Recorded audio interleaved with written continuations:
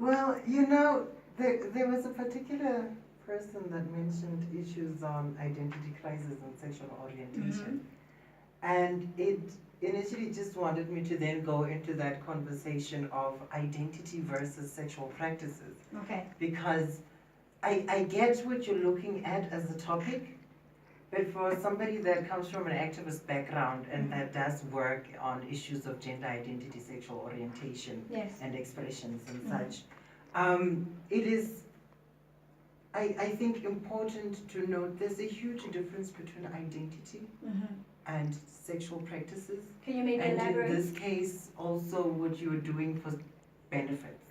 So identity is what somebody identifies as. Gay man is an identity. Okay. It's a sexual identity.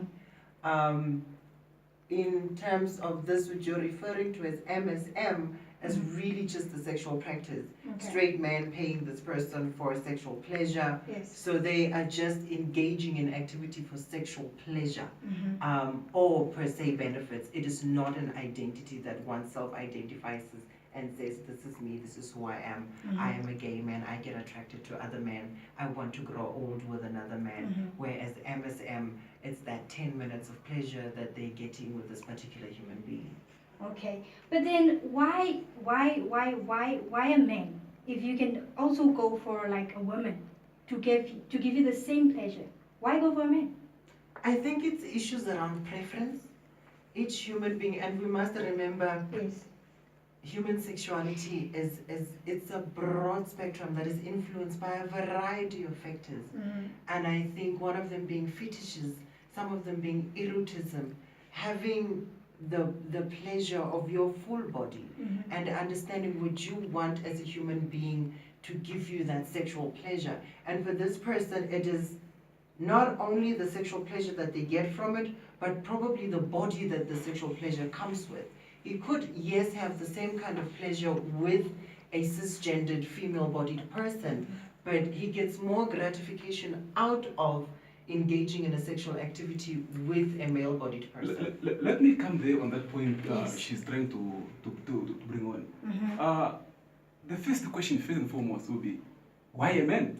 If I'm a man, why would I sleep with another man? Yes. So the main reason, even though I'm paying, Yes. the pleasure thing, yes, but the reality, the behind the scenes and the Yes. curtains there, is that I'm also gay. Yeah. That's why I'm paying. No, but then they actually say they are straight men. They claim to be straight men. But the point is, why would you pay for sex if you're a man? Sleeping with another man, why would you do that? I think it is important to remember here that there's a difference between identity and sexual practice. Now, this human being that is paying for sex, that is straight, is still a man that is heterosexual, identifies as a man, has no body politics, has no issues with who they are, just gets pleasure from having sex with another man.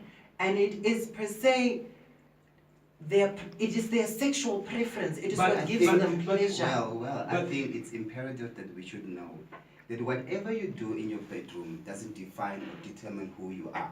So at the end of the day, even if you pay sex for a man or a female, it's still pleasure that you want. But then why can't you get pleasure from a different sex, opposite sex? Like if I'm a man, why would I go to another man?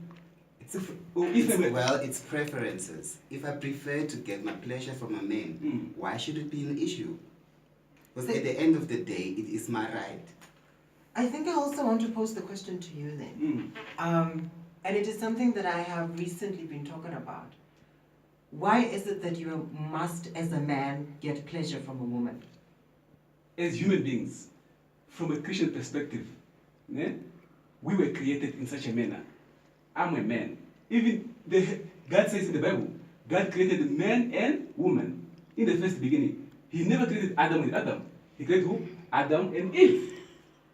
Well, if we're going to go into the biblical discussion. Okay, you guys. We can go more into that before you guys kill each other. Let's just listen to a quick clip.